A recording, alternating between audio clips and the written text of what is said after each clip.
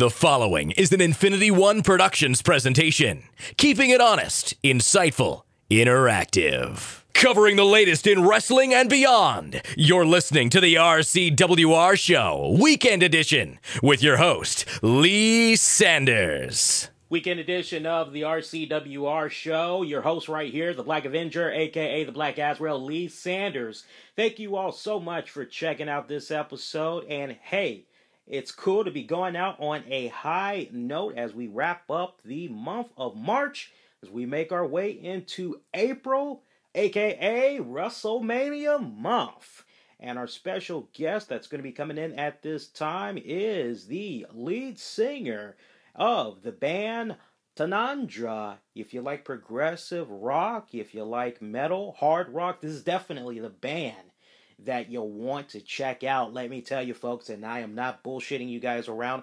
I have checked out their material off and on this week, as they have several EPs that's running around in the iTunes store, and I just scooped them all up, and I just love their material. They've been putting out EPs since 2010, and I'm ready to see an actual LP come out. Maybe as we are interviewing our special guest, we can get a little bit of insight into what's going on with it.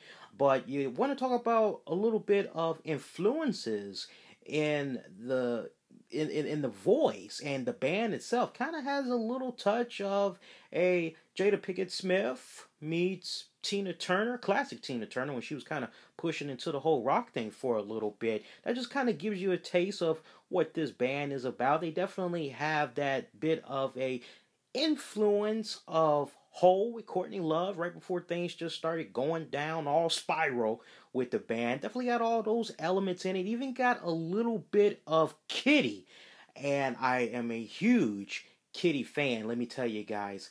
Even got a little touch of Heart. If you listen closely, even has a touch of that band as well. Very proud to be welcoming our special guest at this time. She is the beautiful and the lovely Tanya Medina from the rock band Tanadra. Ladies and gentlemen, here she is. Tanya, how you doing this afternoon? Welcome to the show.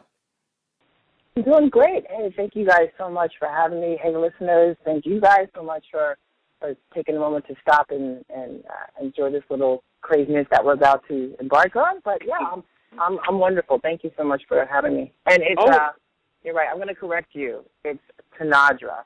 Tanadra. There you go.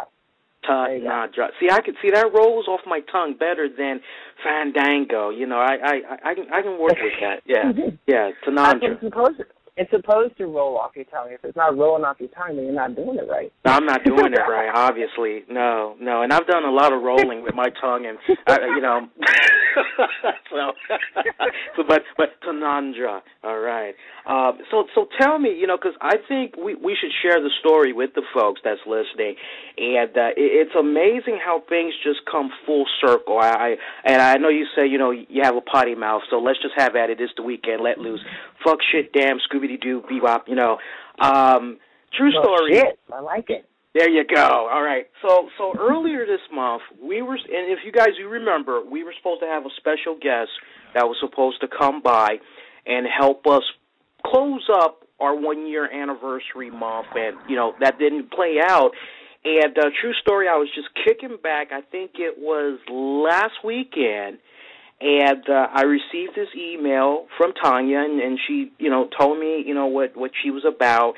And the thing I loved about this, it was a good read. You know, it was like I'm hooked because it just oozed of personality, unlike some of the requests that I get from some people that say, hey, I'd like to be on the show. I get like this freaking 12-page, you know, it's like, are you trying to write a freaking manuscript? You're writing a Bible section? You're like, you know, why are you giving me all this to read? It's like, what the hell? And hers was just, it was to the point, but it was very friendly, and it just reflected so greatly your personality. And the fact that, you know, you're into the rock / metal, I was like, oh my God, that's a kick-ass combination.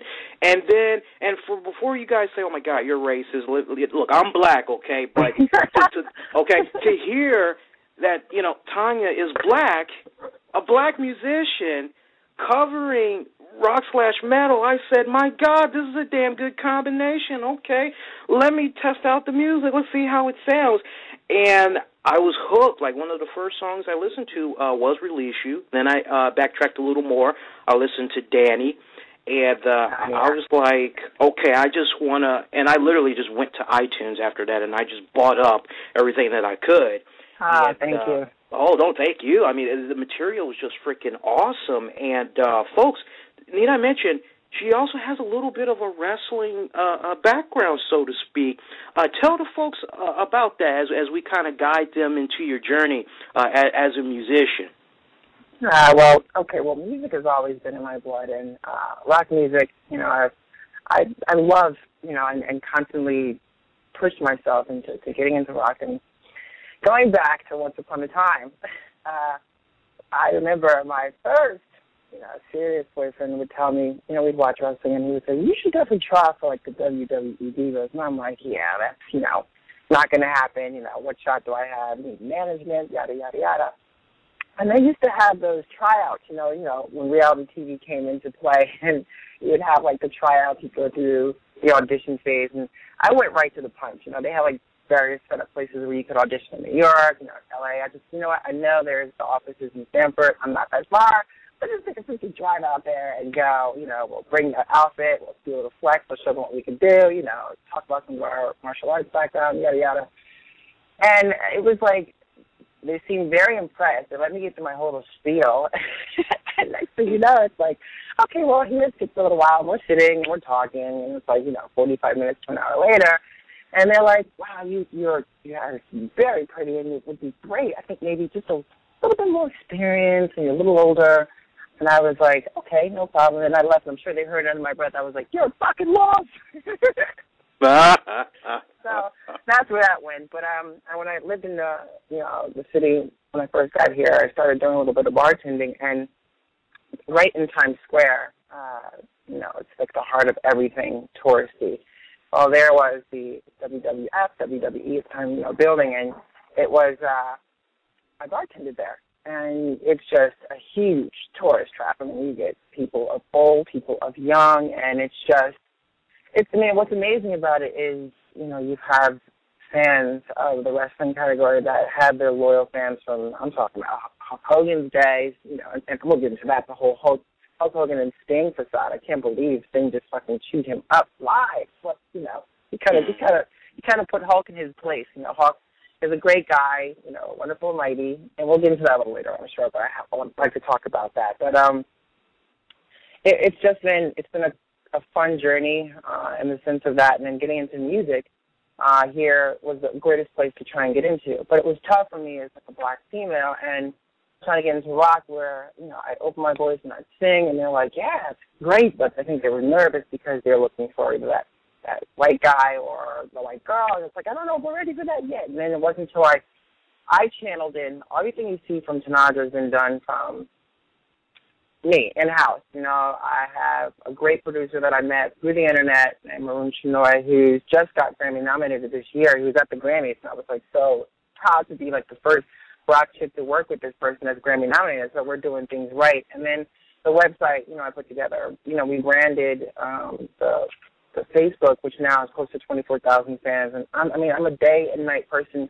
It's not just the music, it's the business. And if this is something that I want to do, you know, full force, you have to realize you can't just pick up a mic and open your mouth and say, here I am, and you have this big voice, unless you're signed with a label that even then, you know, you're pretty much going to be doing shitloads of work, you know. So I'm figuring, you know, why not take the route of being an independent artist and really showcasing what an independent artist can do.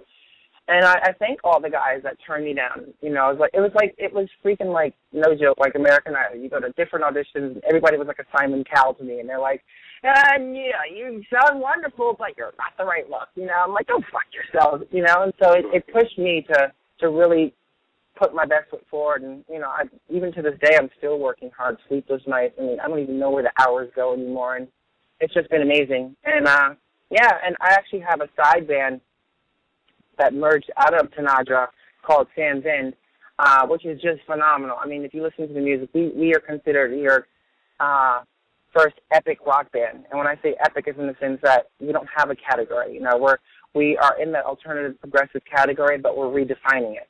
And that's just the beautiful part of having the confidence to say, you know what, we can do, as long as we put our best foot forward and we believe in this music, and we no matter what anybody says, this is our focus, you're going to channel out there so many people that are going to be geared towards that. And I think the Sans In route that we're going is more of the musicians band, and it'll gear towards those guys first, and then it'll garner towards more of the fans that'll get it, you know, later on. So, yeah, that's my journey in a nutshell. Is that the whole hour right there?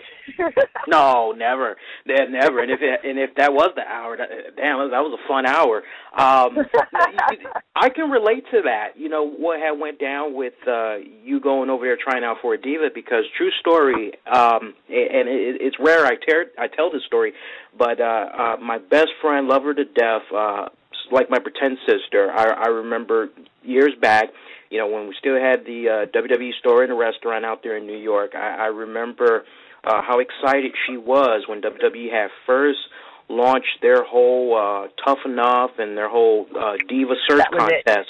Yeah, you know, and she had that look, and I'm not BSing you guys. She looked like Jazz. If you remember Jazz, yeah, I mean, she had the muscles, all that, but her face was prettier. I mean, just picture the body of Jazz and picture the face of God. If I could put a face out there, maybe hold up my picture. Maybe. Oh, look, yeah, actually, kind of close to how you look, mixed in with Eve Torres. Mixed in with Eve Torres. That would be the best comparison I could make. Hot. Yeah. That is hot. And I mean, she had the guns and everything, you know, real nice and built. And she's like, I'm going to get in on this. And she's like, I need your help. Let's see if we can put a video package together. And I remember we stayed up from like 2 in the morning up until like 9 o'clock, just working on different montages of her working out and telling her story while she wants to go into the WWE. And her whole backdrop was that she was inspired by China. And, you know... of course. One of the originals right there. That's exactly. And, you know, and she wanted to be that first ever WWE Women's Champion. And WWE, they called her. They said, yeah, you got to, you know, we saw your stuff. We like your tape. Yeah, come on down here. And she went down there. She met with Al Snow. She met with Taz. She met Bruce Pritchard. Wow. Tommy Dreamer, and you know, long story short, you know, they were like, "Oh, you're too muscular. You know, you don't exactly look, you know, that feminine enough. Why don't you come back? You know, when you've lost a little bit of muscle mass." That's basically what they told her. Are you kidding me? And this is what? I mean, this is China. So what is China? Is she like the fucking Sasquatch of the wrestling world? I mean, how do they say that to someone? And then they have China as like the leading lady that looks like, you know, Hulk Hogan's twin with long hair. Yeah. Black long hair and breasts. Well, maybe. You know what I mean? I don't know what's up with WWE. And it's funny that you know that we're talking about this, because it's like the next year that they did the Diva contest again. You know, she actually trimmed up. She lost the muscle mass, and you know, she started having hips and all that going on. And you know, it wasn't sloppy, but it was nice. And she went back, and you know, they're like, nah, you know, yeah, we remember you, yeah. Well, nah, we're not quite, you know. And she just said, you know what, forget this. These guys are just wasting my time. Now you fast forward, and they want number 2 pencil-looking chicks that don't know diddly squat about an arm bar and all that other stuff. Yeah, and such, you know, exactly. And those fake-ass breasts where the nipples are both pointing west and east, and it's like that's what they want. They want that, and I think. To me, that it's kind of upsetting in a way, because they're almost classifying as they want dolls. They want like you know, make believe dolls. And I don't. For me, when I watch that now, I don't even fully believe it anymore. It's almost like, you know, you're taking a concept of something where it's a real sport. It's a lot of fun to be involved in. It's great for entertainment. It's great for political purposes. It's great for, you know, money. But when you look at what they're trying to do and what they're trying to gear towards, I don't really think they're listening to their fans, or they're focusing on I don't know. I just don't feel like they're focusing more on the fan aspect of it and reality. You know, it's like when you had those Tough Enough and you had this, it's supposedly a reality show. You know, placate as much as possible. Try to be as most reality. You know, and when you're into the Wrestling Federation, you have, that's what it is. You know, you look at the women, those are the women that you want to say, wow, I'd like to be like, you know, the Chynas, maybe not as, you know, that's crazy big. I don't know if I will never Roy, but hypothetically, if you were doing it, not that you are Chyna, but, you know, you just look like you are. And I just feel like, you know, it's tough to have a role model for the young audience that may look up to the divas, you know, thinking about it like that. And it's just, I don't know, it blows my mind how they are selecting, the selective process nowadays. And it's tough. It just seems like it's more politics than anything nowadays, and that's disgusting. And now, how much have you been following with the product as of late? I have to honestly say I have not been following it as closely. I did watch a little bit of the TWA with Hulk. I love Hulk Hogan. I mean, I have to say people may hate on him, but he's a brand that's been around forever and is still branding, you know, to this day. So, you know, you can't hate on the person for being a good businessman. And I will have to say, like, watching Sting, and that was another one, you know, from, like, the days of wrestling that I enjoyed watching Sting. That little discussion that they had between each other on the stage was just, it was impressive to me that when I actually felt like Sting took his balls and put it right in Hogan's mouth and said, "Woo!" yeah, he chewed him out pretty good there. Yeah, he said, you know, hey, like, shut up, just like that. And it just went to show, you know, it's like, you know, I don't know if it, you know, here we go again. I think it's a setup for something that's going to come between the two. You know, Hulk Hogan, he needs a bionic knee first before I think he gets back into wrestling, although the surgeries he's had on that knee. But I think it's an interesting call. You know, I think something's going to transpose between those two in the future, but I haven't been following it extremely close. You know, little bits here and there, more so than anything, and don't hate on me, fans. But no. What do you think it is that made you kind of drift away from it? Because, you know, that does happen for a lot of folks. There's, you know, for some, they look at one particular thing and they say, you know what, it's just not what it used to be, like back in the day, and, you know, they venture off. You know, we got those WWF Attitude Era fans. You know, they don't like how the product ended up becoming, and, you know, they went off into the MMA and the UFC and the boxing. What was the case for you?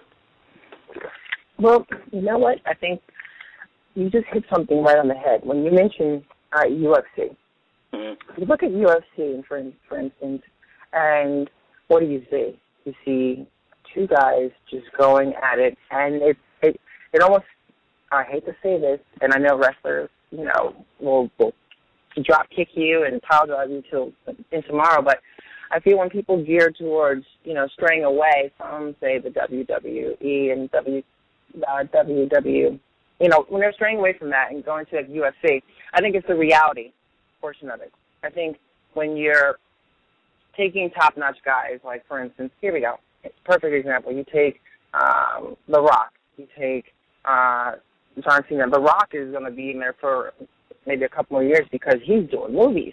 You know, because he's doing movies, we got to put him into the storyline somewhere because he's going to draw that much more of a bigger fan base for us, which is going to boost our numbers and create more of a credible audience. So how do we placate the story in this? And I think it becomes for the older generation. It's not so much, I don't know if it's so much the bouts of watching them wrestle versus the bouts to see who's going to get there.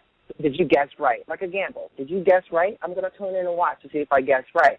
When the younger audience is probably saying, man, this is awesome. I'm going to play my friend the next day. We're going to do some pile drivers in the backyard and this. And the older folks are saying, it's not so much, you know, the wrestling and what they're doing in the ring. It's who's going to get there. So it becomes a gamble.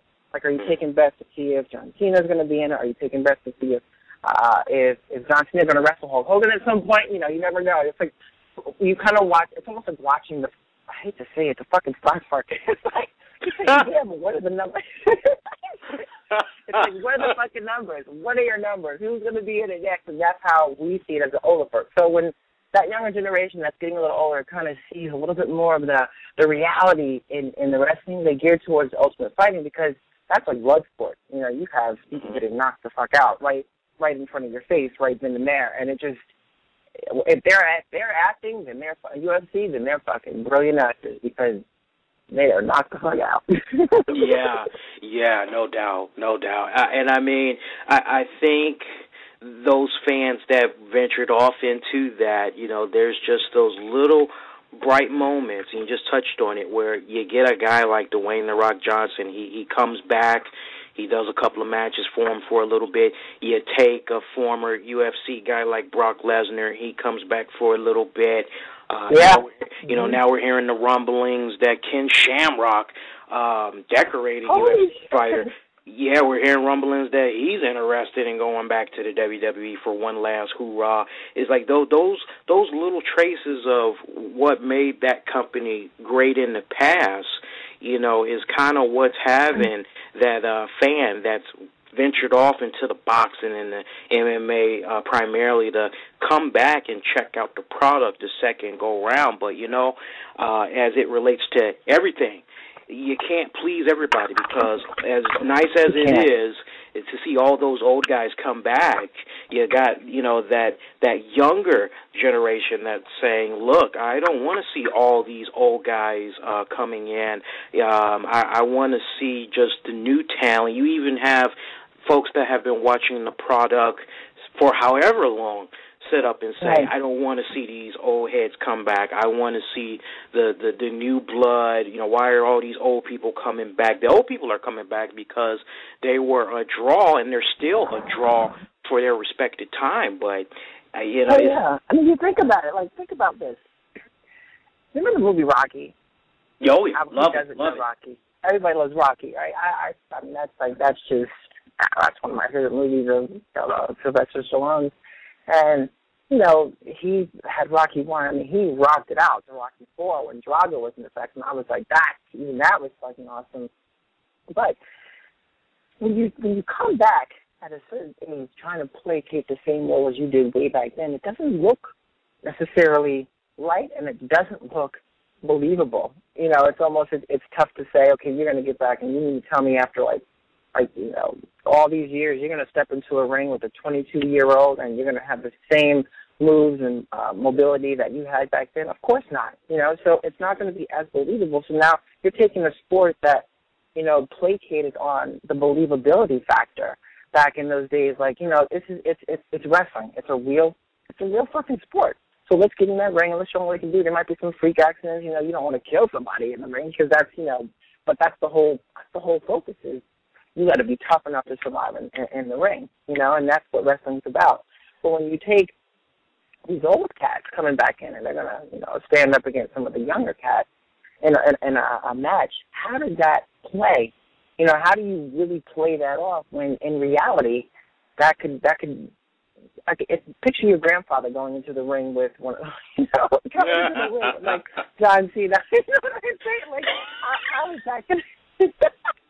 How is that going to fly? How do you pitch that to, like, believability levels of the whole, this is wrestling, this is a real fucking sport. You know, you have basketball, you have hockey, you have tennis. That's a weak sport. Well, not really. It's a great sport as well. You have tennis, but you have these bouts where it's like going back into Roman days when you're in there and you're fighting. You know what I'm saying? Like, it's a battle to the end, and that's kind of what sports is supposed to be about. But then you have something where you're taking this sport of wrestling, and it is a real sport, but of course you're amplifying it to cater to the world. So you have to put in some storylines. You have to put in some twists, some turns, and how do you build it off of this, and how do you build it off of that? How do we take it to the next level? So it's a little tougher when you start putting grandpas in with, you know, young folks and saying, I'm going to step into the ring one last time with you, brother, you know, and you've had 32 knee surgeries on your left knee and you're already limping in the stage, but you want to prove that you can do it, and that's great. I think that's wonderful for our fans that are, like, of a little bit older and that kind of like the Hulk Hogan's. I mean, I do. I have to say I do like him. I didn't like when he went from good to bad, and it just, you could see the whole story just falling apart, and he went back to good because they probably realized that it wasn't making them enough money for him being bad, and he wasn't throwing enough Hulkamaniacs, bodybuilding kits anymore, so they had to cut him back to being good. You know what I mean? So I draw a bigger crowd. So it's how you play the story, and I think it just becomes a fairy tale almost in certain aspects of it. If you're not, if you're a fan of old and you see how this is placating and you're bringing back the old folks, well, it's tough, and it's tough. Even like the Ric Flairs, I think he was always the over-the-top animated guy, always. And condolences to his family for losing his son. He was 25 years old. That was huge.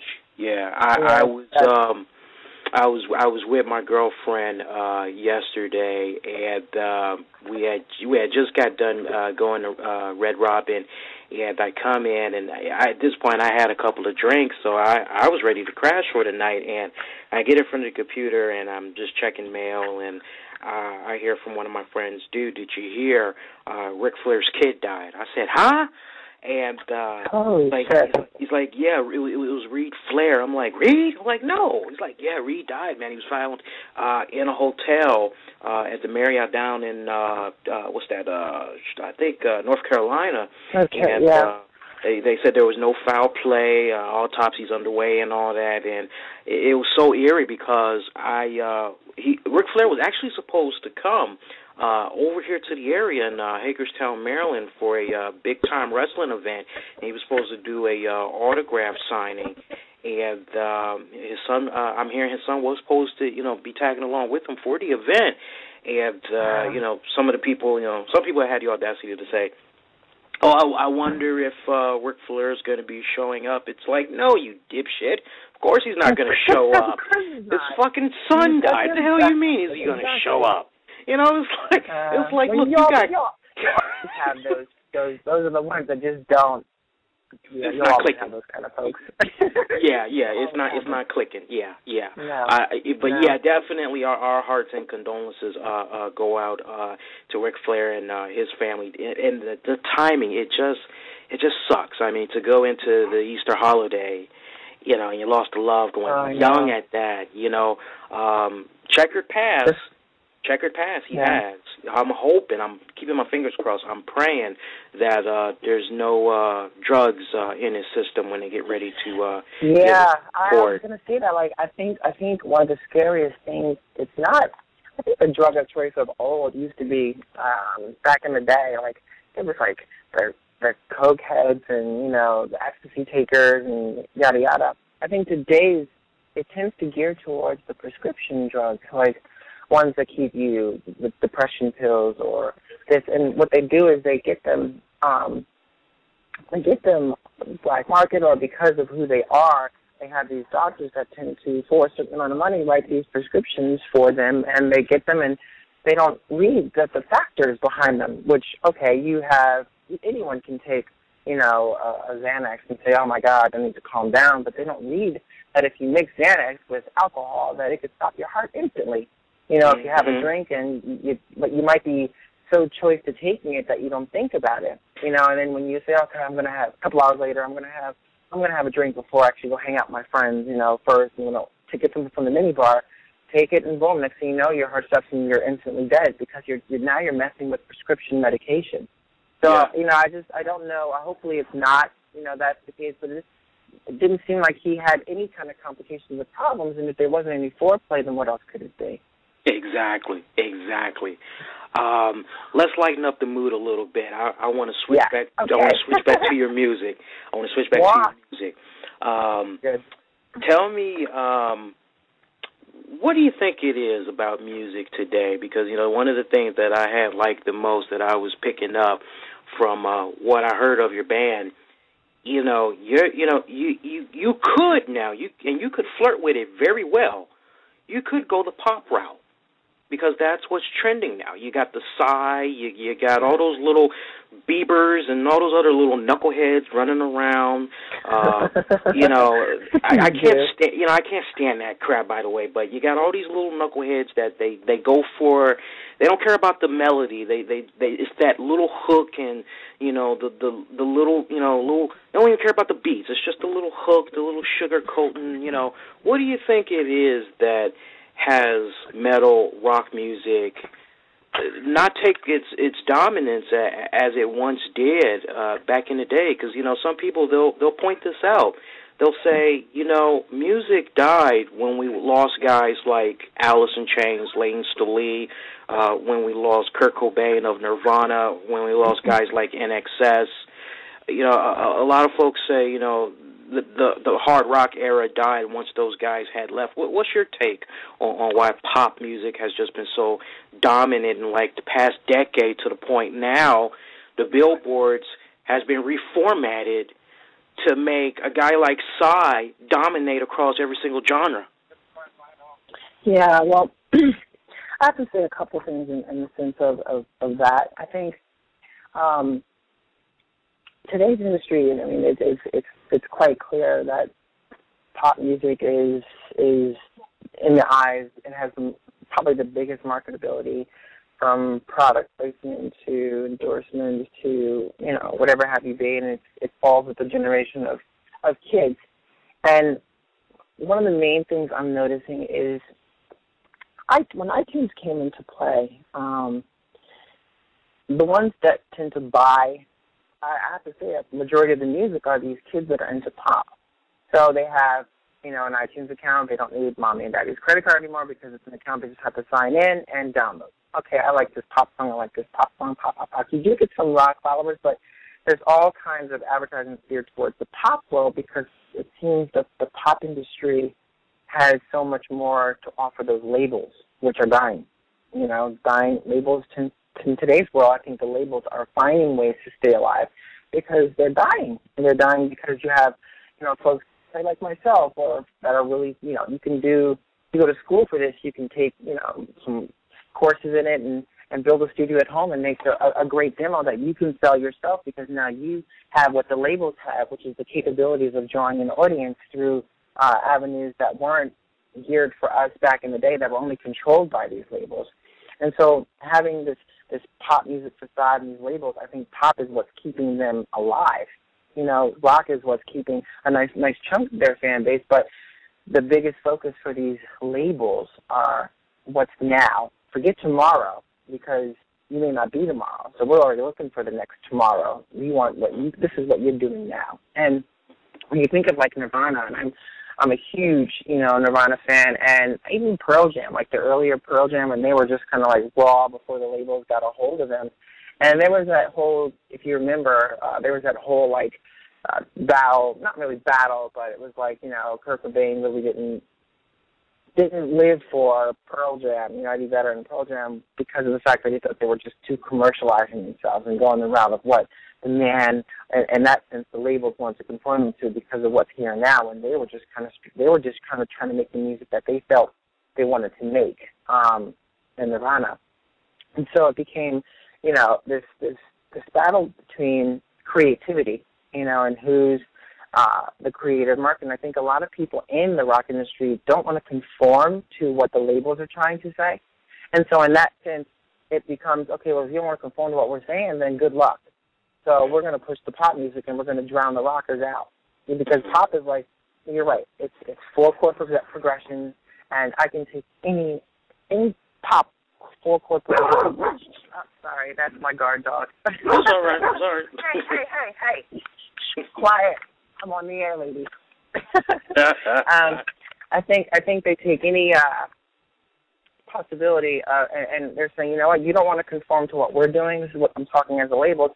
Then fine, we're going to take the pop, and pop is where it's at, because we can get these young kids that like this stuff, put a 4-chord progression, put lyrics in front of them that they may not have even written, you know, and say, look, they have a look, we'll market them. This is what we'll do, you know, and it becomes what's mainstream and what's focused, and even like you were saying, the whole genres now have become twisted. There's a whole different category for everything. It's like Ozzy Osbourne, you know, and all those guys back in the day, they were metal. But now today they're classified as hard rock. It's not even metal anymore. It's like they're hard rock. They're not even metal. It's like, that's not. Look, kids today are hearing metal. I'm like, that's not fucking metal. You know, it's like they look at Metallica. They look at Metallica even. They're like, that's not fucking metal. That's hard rock. That's hard rock, yeah. You know, exactly. So it becomes like this whole generation of transformation, and it's tough. I mean, for rock bands, too, it's just what's extremely tough about it is you're not a pop group, a pop band. I feel it's a different personality. I feel the pop groups go into these classes to be trained on how to work with the public. And the rockers are like, you know what, here we are, you know, this is who we are. And, you know, it's a dime a dozen that rock bands stay together. And I was talking to my boyfriend the other day about this. I was like, can we really name a rock band that's, you know, been together since the beginning? And it's very tough to even call out a few. I mean, I think Pearl Jam has been together since the beginning when, you know, they hired, when Vedder came into play, they've been the same group since the beginning. So that was like one. And then I think U2 was like another one. It was like, right, so it's like you have like, you know, a few bands in between that have stuck together throughout infinity. You have, I also believe it was like AC/DC. When the first singer died, you had, I think they've been together for like forever. I'm not necessarily sure, but you can't find bands that have been together forever. And I think because with them too, they don't conform to the labels, and it's so different today. I mean, it's not about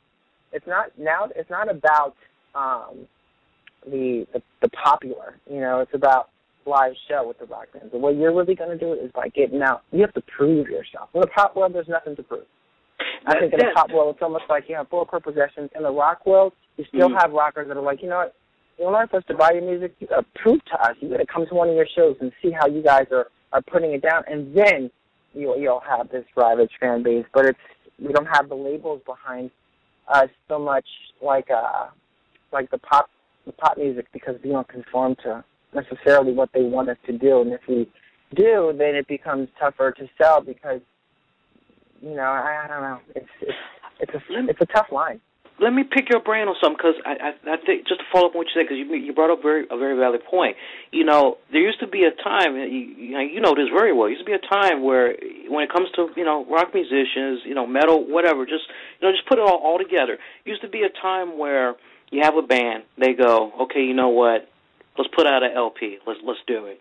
Put like 11, 12 tracks, let's do it. And, you know, it does well, they go out on tour, and, you know, they're making a little bit of money, everything's good, back to the studio, they do it again, do another LP.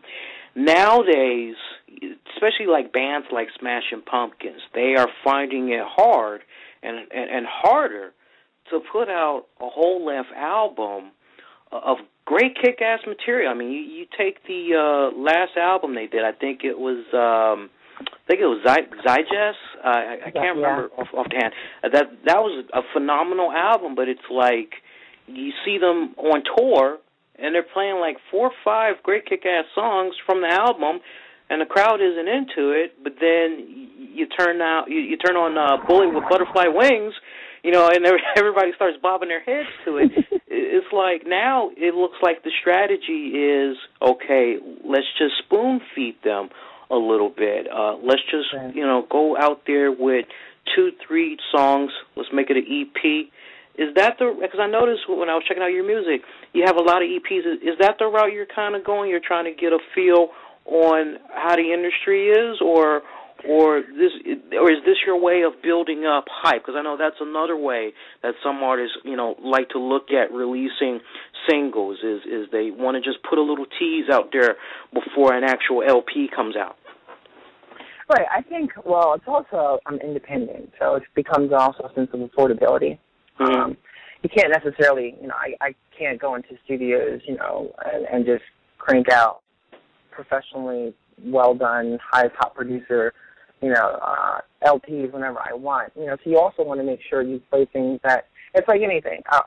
In the rock world, it's writing. You can write, but the guys, you kind of just write. You feel something, you write it, we get in there, we rehearse it, and you want to add it to our set and play it, you know, because we want to see crowd reactions. That's how it should be. Like, you know, you're hearing this music, and I write from emotion, you know, and the guys do as well. And so it's like when we sit there and we're writing and emotions are starting to come out through my material, that's what I'm gearing myself towards. And so I also want to see how the reaction goes with the audience. You know, I'm out there. I'm going to play it. You know, even if they don't like some of the songs, they don't like some of the songs.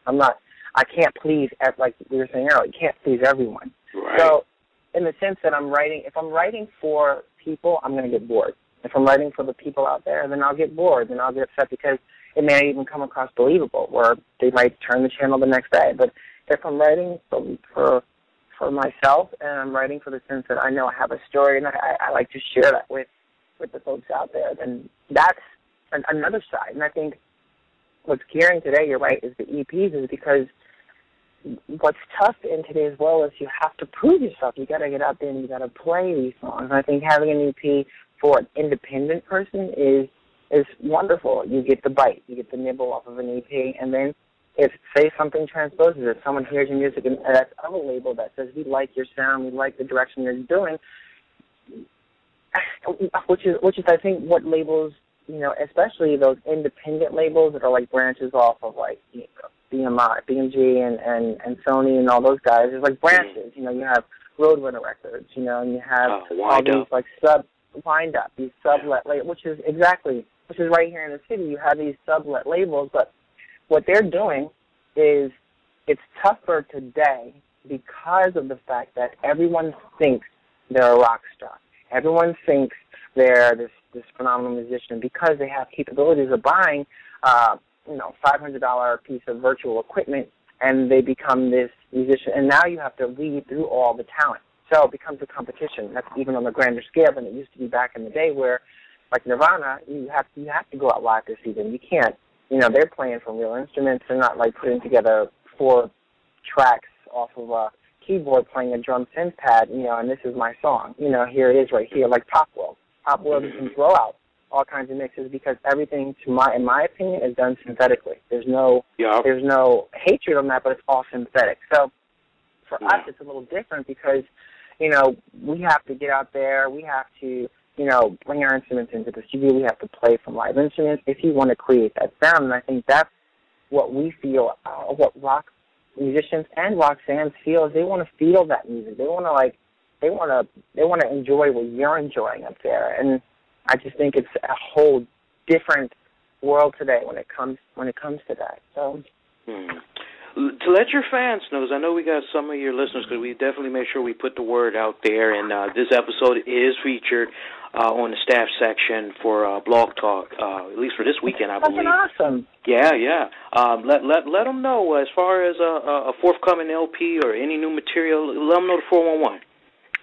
Yes. So my side band, Official Fans Band, we actually have a 4-song demo, and you can check that out on Facebook as well. It's Facebook.com/official Sands and SANZEND, which is an awesome name, by the way, an awesome meaning. If you go look at the symbol of how we did that, there's a lot of meaning behind that.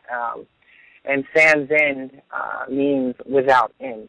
And the symbol that's kind of written into our name is almost like the infinity symbol. So it's a lot of, you know, this new music that we're gearing towards too has this like epic kind of vibe, and it has a lot of meaning, a lot of emotion, a lot of things in there. So we do have 4 songs there, but we have tons of arsenal that we're working on. We have another show coming up here this Tuesday in the city. We're kicking off the East Village Music Festival here in New York City, and we're playing in a place called Alphabet Lounge. And if you go onto that Facebook page, Official Sands In, you'll see the flyer to that. So we're looking forward to kicking that off. And man, I can just tell you, like, it's a great feeling.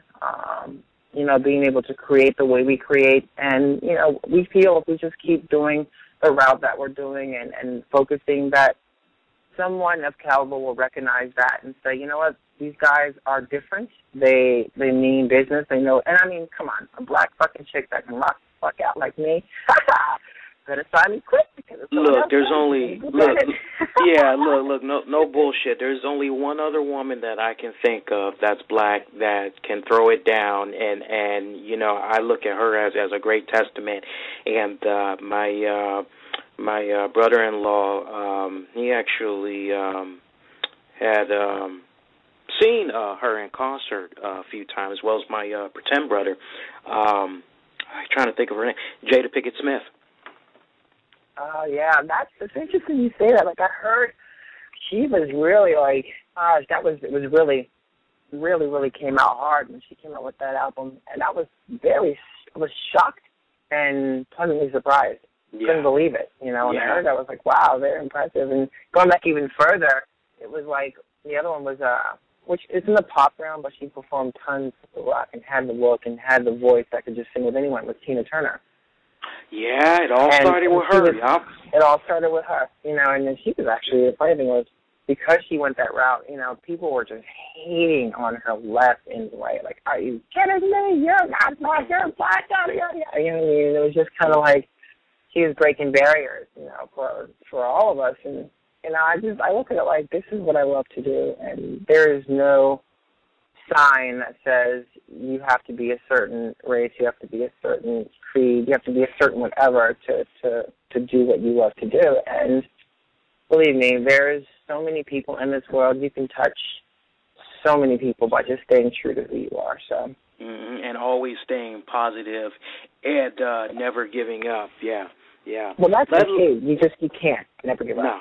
Never, no. Let them know the links one more time and your upcoming shows. And we're actually providing some of the links in the chat room right now. And for those of you that might have missed this interview, if you listen on the downloads, we also provided links in the episode description. But hook them up with the links one more time.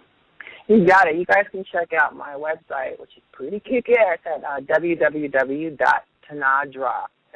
We're gonna get Lee to say this right. Tanadra. Tanadra, right? TANADRA.com.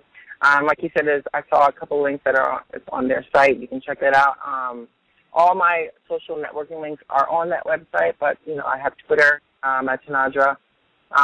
We also have the Facebook, which is Tanadra Official, and www.facebook.com/official Sands SANZ and you can check out some of our newer stuff from my side band, Sands and that.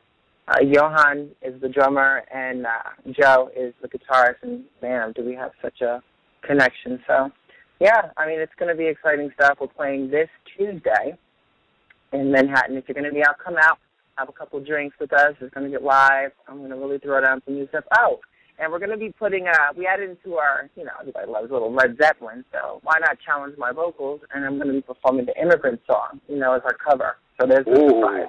Yeah, so I'm going to be ripping that apart and, you know, holding it down. So we had I did it one time before, and, man, it was just like the people that were there just kind of looked, and I just knew I had them. I was like, damn, gotcha. Wow. Oh, please tell me you'll be recording. I would like to hear that live version. That would be awesome. Yes, we will hopefully get our friend, which is a great camera person out there, to record that set for us and some stuff. So, yeah, we're starting to build our repertoire for the summer. So, yeah, please come by, stop by, spread the love about us, and like us on Facebook, and, you know, follow me on Twitter, and all those different avenues. And I'm very, very much a people person, so I will write back and say hi. You know, we can chat it up, the whole nine yards. Well, look, you know, you definitely won a fan in me over here, and I'm pretty sure you definitely won a lot of fans over today, and I definitely can't stress it enough. And I know good music when I hear it, folks, and if you had enjoyed the track we played earlier from Tanadra, which was called Release You, then you definitely want to make sure you check out all the other material, and we have the links provided in the chat room right now. It's also in the episode description. And Tanya, from the bottom of my heart, I definitely appreciate you taking the time out to do this interview. And, hey, anytime you want to come on back, you're more than welcome to do so, even if it's just to come on back and just say a quick hello. I know we'll be in contact. We exchanged Twitter handles and Facebook and all that.